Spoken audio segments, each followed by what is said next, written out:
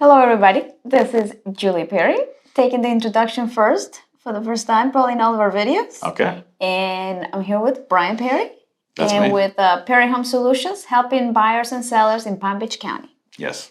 And today we're bringing you more real estate topics, which are Intriguing, expertise. deep, fascinating real estate topics. Riveting. Are you ready? Yeah. So let's get started. Our first topic of today is condominium documents. Now, not a lot of people know what that means.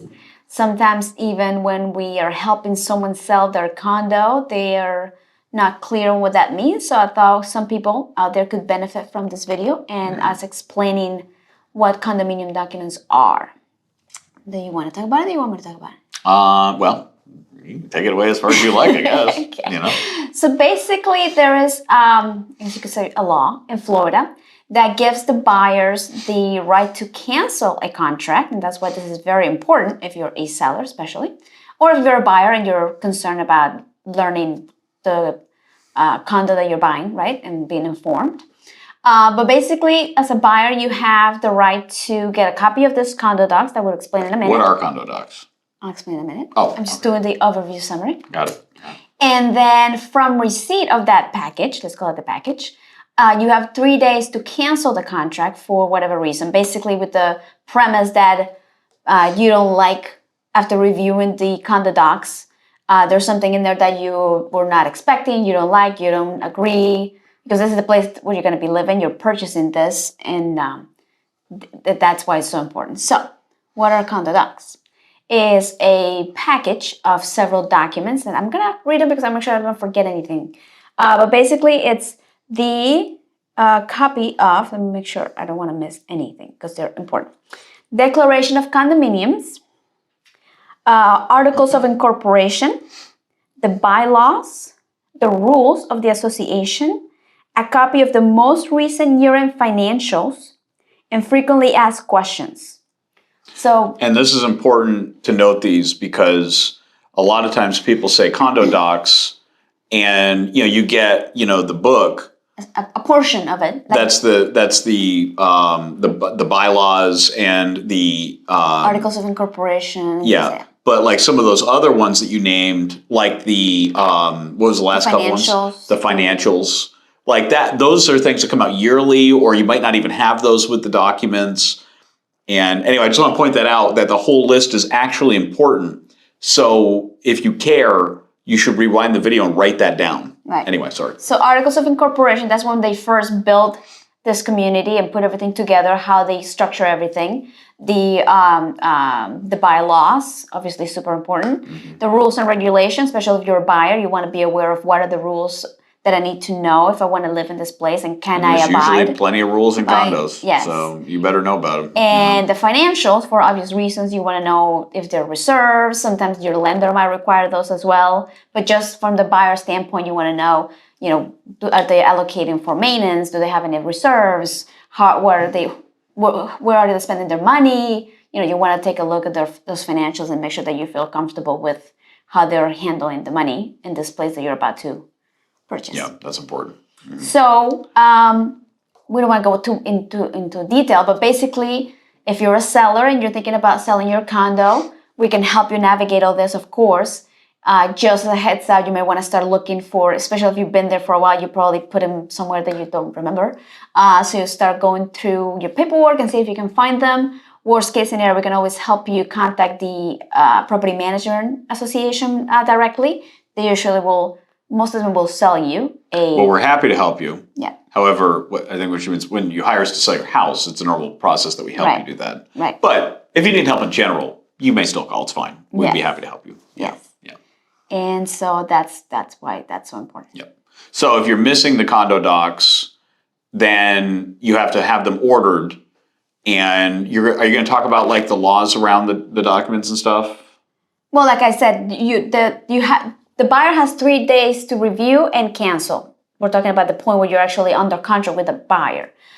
So it's important for you to have them as early as possible, because obviously want to give this to the buyer a week before closing, and then now they have a right. Because the law states that the buyer has the irrevocable right to cancel completely without penalty within 3 days of receipt of the documents. Yep. So that means that if you hand them to them 3 days before closing, they can legally close no matter what you do. They can cancel on the day of closing without penalty. So your goal here is to get it to them as early as possible, preferably like within the inspection period, which is usually like the first week, because that doesn't give them any additional right to cancel. So that's really important. And normally when you work with us, it's part of our listing process. When we first go on the market, we like to get all of this already in place if we can, and we'll help you with that. Yeah. Very good. So that concludes the condo docs. Yeah, so that's important. And so it's just important if you're going to sell your house or whatever, make sure you have all that ahead of time. If you don't, we can always help you get them, but just understand you're going to have to, and the condo associations usually charge money for the documents. Most of them. Very few offer them for free. And they're like usually like $100, $150, something like that. So anyway, that's that. Something to consider as well. Yeah. Very good.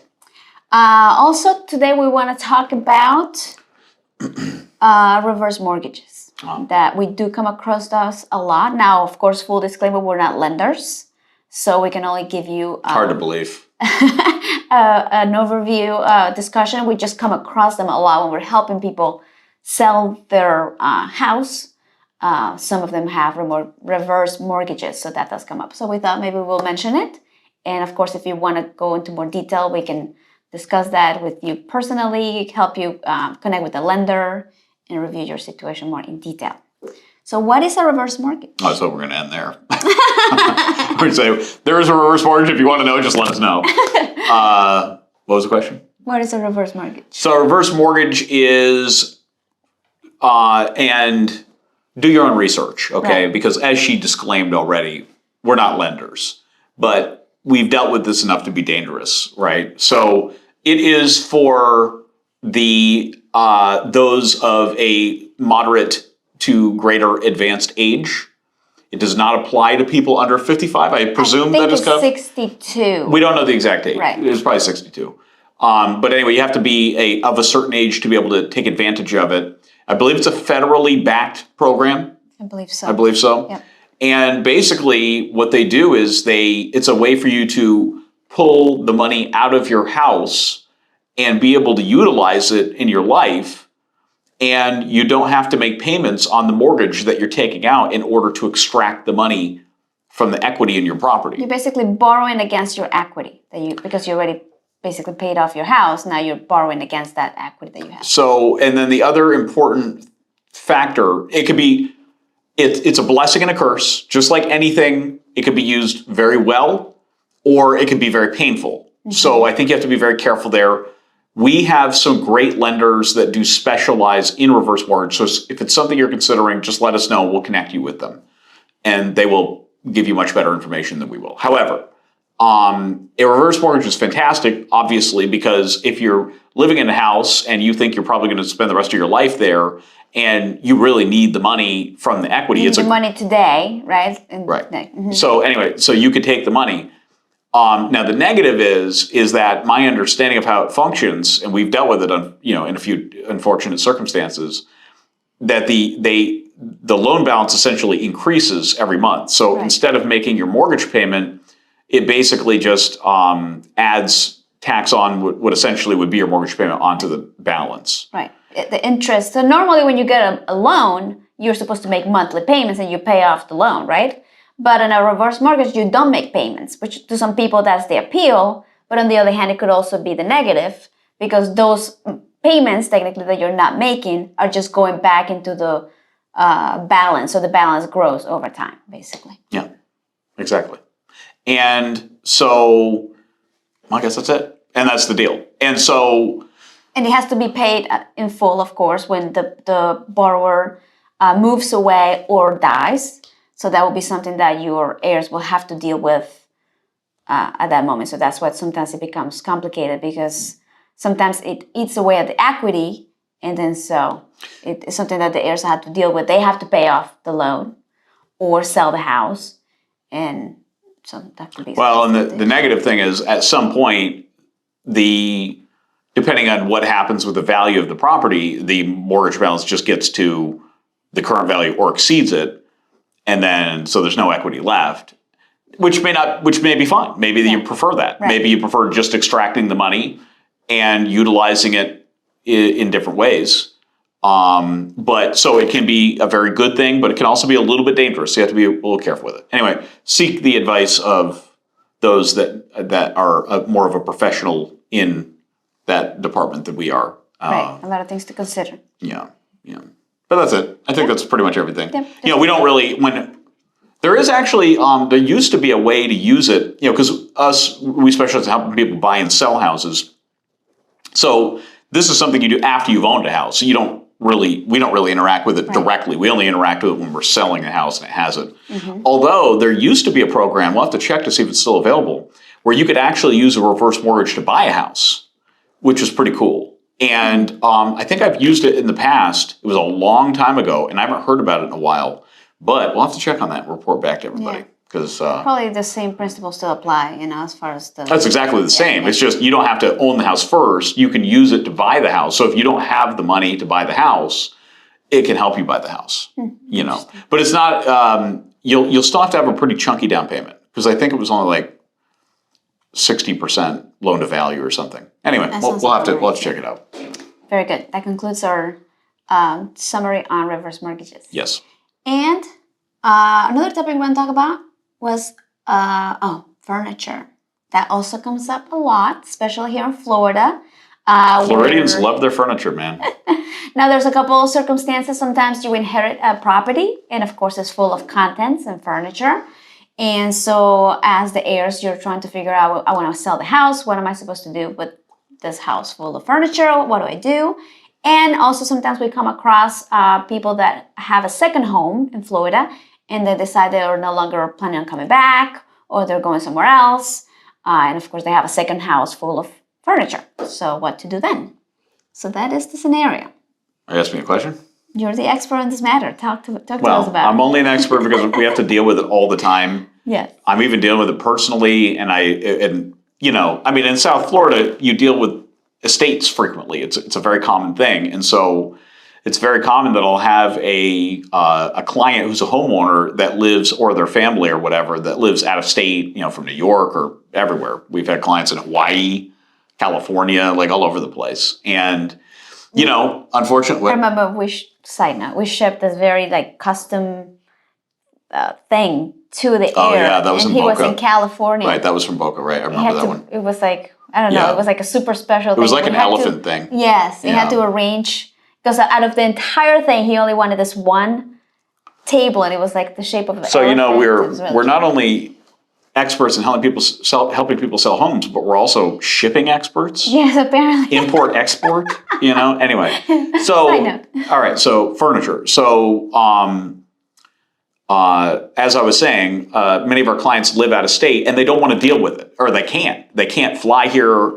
It's too difficult. They don't know anybody else that can help them, and obviously we do. And so there's many things that you must consider. Obviously, fundamentally, in many cases, it is easier to sell a house that is unfurnished, or at least a house where the furniture does not convey with the house, because it's, I don't know how to put it delicately, but furniture is a very personal thing. And a taste or a matter of preference. And not everybody wants the same that furniture. Mm-hmm. And when you buy a home, it's a very common thing that you want it the way you want it. You want to customize it. You want your own style, your own kind of furniture and stuff. So anyway, that all being said, even though the perfect way to sell a home would be furniture optional or unfurnished, from that perspective, we sell furnished homes all the time. All the time. Like all the time. And so commonly, if you have a house that has furniture in it, we're able to navigate that where you just don't even have to worry about it, very commonly. And then, of course, there's always those weird situations where we have to get rid of a couple pieces or even empty the entire house, and we help facilitate that as well. Mm-hmm. So we kind of navigate all of those circumstances. But if you're kind of planning on it and thinking about a home that is full of furniture and you're thinking, what do I do with it? that's kind of a conversation we have with you. And oftentimes you don't have to do anything. You don't have to worry about it. We just kind of handle it. And sometimes, like, here's a fun scenario. You get an offer that's so darn good that you can't resist on your house. They're willing to pay you so much money that you can't believe it. And they have a stipulation that we get rid of the furniture. And so, that's a high quality problem. Mm-hmm. And so maybe you're willing to spend a couple $1,000 and have some people come and just take it, right? Which we help facilitate, and we sell the house and we get even more money for it. So that does happen sometimes, But it's always your option too. We never force that, and you're always real clear on it up front. And so it flows very smoothly. But anyway, just wanted to share some thoughts about that, about furniture and how you might want to consider approaching it if you're kind of coming into that problem, so. It's very common, and we can help you figure it out. Yeah, I guess that would be a much shorter way of saying it. All right, very good. That's Anything else you want to talk about? No, a couple of quick little things about Perry Home Solutions.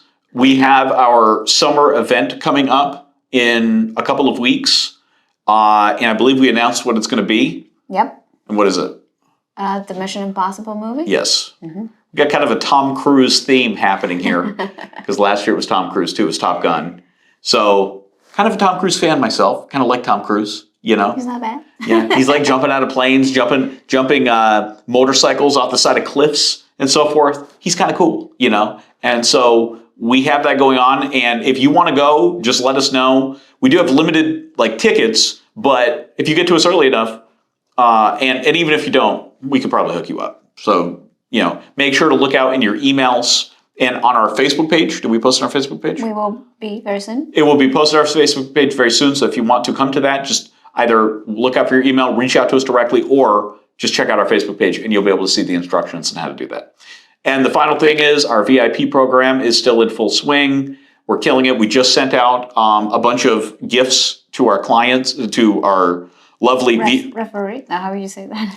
referral people. Yes, and we love them to death, and we love sending the gifts, and we're just trying to go bigger and bigger on the gifts. So thank you so much for those. Keep them coming, and we're looking forward to welcoming everybody into our VIP program. And I guess that's it. That's it for today. Bye, everybody. Bye.